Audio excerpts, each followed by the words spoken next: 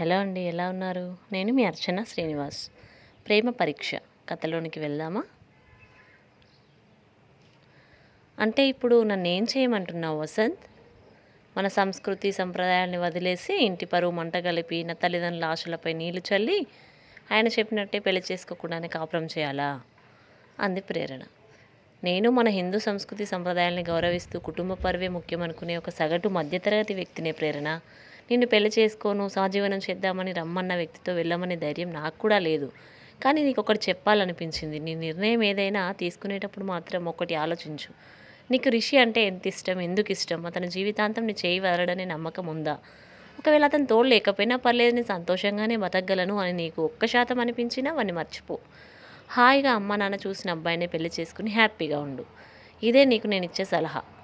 కాసేపటి మౌనం తర్వాత ఆమె ఏడుస్తున్నదని అర్థం చేసుకున్న Vasant, please Prerana, be strong.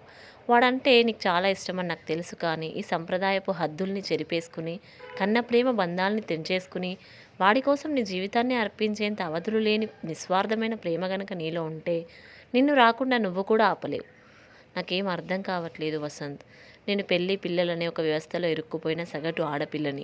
అందులో నుండి బయటకి రాలేకపోతున్నాను. నాకు రిషి అంటే పంచ ప్రాణాలు. అది కూడా ఎందుకో నాకే తెలియట్లేదు. మాది కొద్ది నెలల పరిచయమే, అయినా కూడా తన నా మనసుకి చాలా దగ్గరయ్యాడు. తనని దూరం చేసుకొని నేను ఉండలేను. పైగా నేను దూరమైనందుకు తనకి తాను వేసుకునే శిక్షని చూస్తూ నేను ఎలా బతకాలి? అంతకంటే చావే నయం. పిరికి దానిలా మాట్లాడొద్దు. చావు ఎవరిని సంతోషపెట్టదు. అది మరిన్ని చావులకు కారణమవుతుంది. కాస్త మనసుతో ఆలోచించు. కనీసం చూడకుండానే రిషి మీద వసుంధర గారికి అంత ప్రేమ ఎందుకు అన్నావు, గుర్తుందా? కానీ కొద్ది నెలల పరిచయమే అతనితో ఎంత దూరమైనా వెళ్ళాలనే నమ్మకం నీలో కలిగించింది, చూసావా? అదే ప్రేమ చేసే మ్యాజిక్. నాకు పిచ్చెక్కేలా ఉంది వసంత్. నాకు వాడితో చిన్ననాటి నుండి ఉన్న అనుబంధం వల్ల చెప్తున్నాను ప్రేరణ. వాడు నిన్ను గుండెల్లో పెట్టి చూసుకుంటాడు. ఇంతవరకు ఎవ్వరి మీద వాడి కళ్ళల్లో ఇంత ప్రేమ నేను చూడలేదు. అంతేకాదు, వాడి మనసు మార్చుకొని తర్వాత నిన్ను పెళ్లి కూడా చేసుకుంటాడేమో, ఎవరికి తెలుసు?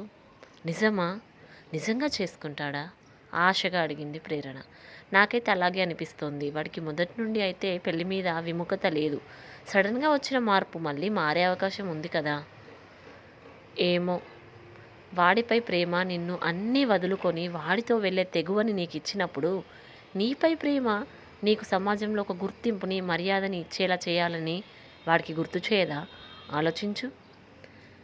నా పేరెంట్స్ ప్రతి క్షణం నాకు సపోర్ట్గా ఉన్నారు. వాళ్ళకి నాపై ఉన్న ప్రేమని నేను అర్థం చేసుకుని వాళ్ళతో సంతోషంగా ఉన్న టైంలోనే మళ్ళీ వాళ్ళని బాధ పెడుతూ విడిపోవాల్సి రావడమే నాకు బాధగా ఉంది. నీ జీవితం నీకు నచ్చినట్లు బ్రతికే రైట్ నీకు ఉంది. నేనెవ్వరూ బలవంతం చేయరు. నీకు నచ్చిన నిర్ణయం తీసుకో. ఏ నిర్ణయం అయినా సరే, కానీ తర్వాత ఎందుకు ఇలాంటి నిర్ణయం తీసుకున్నా అని నువ్వు బాధపడకుండా ఉండేలా తీసుకో. నువ్వే నిర్ణయం తీసుకున్నా నీకు నా సపోర్ట్ ఎప్పటికీ ఉంటుంది. నీకు ఏ అవసరం వచ్చినా ఒక్క ఫోన్ చేస్తే వెంటనే నీ ముందుంటా. అది గుర్తుంచుకో, ధైర్యంగా ఉండు. బాయ్ అని పెట్టేశాడు వసంత్. రాత్రంతా నిద్రపోలేదు ప్రేరణ. ఎంత ఆలోచించినా ఏం చేయాలో తెలియలేదు. ఏది కరెక్ట్, ఏది రాంగ్ ఏం అర్థం కావట్లేదు. అలాగే ఆలోచిస్తూ ఉండిపోయింది. ఎంతకీ రిషి మొహం, అతని మాటలే కళ్ళ ముందు మెదులుతున్నాయి. నిష్కల్మషమైన ప్రేమలో అన్నీ సాధ్యమే. అలాంటి ప్రేమ అరుదు. ఈ రోజుల్లో మన జనరేషన్లో అంటే ఇంకా కష్టమేలే. నిజమే. కానీ పెళ్ళైన వాళ్ళంతా ప్రేమగా ఉంటున్నారా? మనస్ఫూర్తిగా కలిసి ఉంటున్నారా? ప్రేమ అనేదే ముఖ్యం. ఇద్దరు వ్యక్తుల మధ్య, రెండు మనసుల మధ్య. సమాజం కోసమే బతకాలి అంటే జీవితంలో చాలా కోల్పోతాం అన్న వసంత్ మాటలు పదే పదే గుర్తొస్తూ ఉంటే చివరికి ఒక నిశ్చయానికి వచ్చి ఇక పడుకుంది ప్రేరణ. ఇప్పుడు మీరు ఎలా బాధపడుతున్నారో అలా తను ఎప్పుడు బాధపడకుండా చూసుకుంటానని మీకు ప్రామిస్ చేస్తున్నాను. తన కంట్లో నుండి ఒక్క కన్నీటి చుక్క కూడా రాకుండా అపురూపంగా చూసుకుంటాను, ప్రామిస్. తనంటే నాకు చాలా ఇష్టం అంటూ ప్రేరణ తల్లికి తను హాస్పిటల్లో చెప్పిన మాటలు గుర్తొచ్చాయి రిషికి. తనతో ఇంకా రిలేషన్ మొదలవ్వకముందే తనని ఇంతలా ఏడిపిస్తున్నాను. I'm sorry aunty.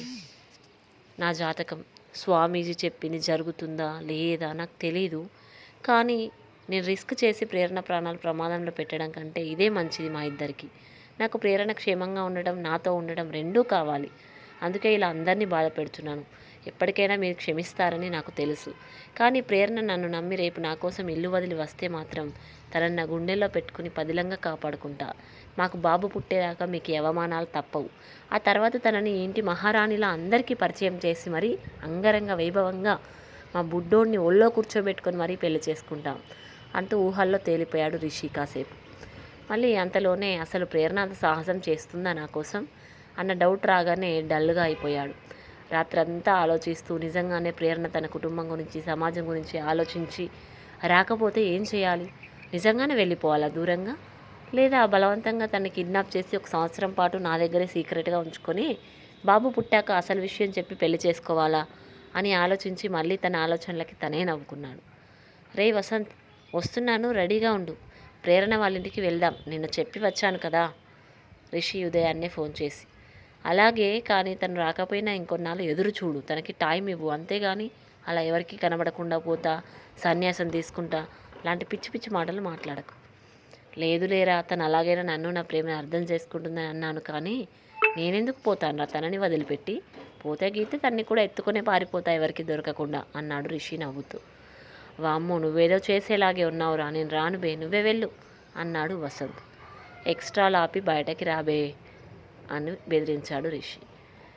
పొద్దున్నే లేచి స్నానం చేసి దేవుడికి పూజ చేసి మరీ మాటి మాటికి టైం చూస్తూ ఉన్న ప్రేరణని అనుమానంగా చూస్తూ, ఏం డిసైడ్ అయ్యావు? కొంపదీసి వెళ్దామనుకోవట్లే కదా అతనితో అంది మాధవి. అమ్మ, నాకు ఆయన కావాలి, నేను ఆయన లేకుండా ఉండలేను, వేరే వాళ్ళతో నా లైఫ్ ఊహించుకోలేను. నువ్వు నాన్న కోసం అందరినీ వదిలి రాలేదా? నేను వెళ్తే మాత్రం తప్పేంటి? ఆయన నన్ను పెళ్లి చేసుకున్నారే, భార్య అనే గుర్తింపిచ్చారు. నీకు అలాంటివేమీ లేకుండా వేరే పేరు పెడుతుంది ఈ సమాజం. ఆ మాటలు, చీదరింపులు నువ్వు భరించలేవు. పెళ్లి చేసుకుంటే మేమే చేస్తామని చెప్పాం కదా. ఇలాంటివి మన లాంటి మధ్యతరగతి వాళ్ళకి సరిపడవమ్మా, అర్థం చేసుకో. నాకు అవన్నీ తెలియదమ్మా. నా ముందు 2 ఆప్షన్స్ ఉన్నాయి. ఒకటి, నా ప్రేమ గెలవడమా, లేక ఈ సమాజమా. నేను ప్రేమనే ఎంచుకున్నాను. ఏది జరిగినా నేనే భరిస్తాను. కానీ మిమ్మల్ని బాధ పెడుతున్నందుకు మాత్రం నన్ను నేను కూడా క్షమించుకోలేను. అన్నయ్యకి తెలిస్తే పెద్ద గొడవ చేస్తాడు, అది నాకు ఇష్టం లేదు. నా దృష్టిలో ఈరోజు ఆయనకి నాకు పెళ్ళి అయినట్లే. అందుకే ఆయనతో వెళ్తున్నాను కాబట్టి నవ్వుతూ వెళ్ళాలి అనుకుంటున్నా. ప్లీజ్ అమ్మా, గొడవద్దు. నేను వెళ్ళిపోయాక వాళ్ళకి చెప్పు అంటూ చెప్పి రిషి ఫోన్ కోసమే ఎదురు చూస్తూ కూర్చుంది. రిషి నుండి ఫోన్ రాగానే బాయ్ చెప్పి గబుక్కున ఇంట్లో నుండి బయటకు వచ్చింది. వెళ్ళిపోతున్న కూతుర్ని అలాగే నోరు తెరిచి చూస్తూ ఉండిపోయింది మాధవి. తన ఫోన్ లిఫ్ట్ చేయకపోయేసరికి మళ్ళీ ట్రై చేద్దామనే లోపే బయటకి వచ్చిన ప్రేరణని చూసి సంభ్రమాశ్చర్యాలతో అలాగే చూస్తూ, మళ్ళీ అంతలోనే రాను అని చెప్పడానికి గాని వచ్చిందా ఏంటి అని అనుమానంగా చూస్తున్న రిషి వంక సూటిగా చూస్తూ వచ్చి పక్కనే కూర్చుని, వెళ్దామా మన కొత్త జీవితాన్ని మొదలు పెట్టడానికి అంది. నిజంగా నువ్వు నాతో వస్తున్నావా అడిగాడు రిషి ఆనందంతో మాటలు తడబడుతుంటే. నాకు మీతో కలిసి బతకడం కంటే ముఖ్యమైనవి ఏవి కనిపించలేదు, అందుకే వచ్చేసా అంది ప్రేరణ చిరునవ్వుతో. ఇంత నమ్మకం ఏంటి నా మీద?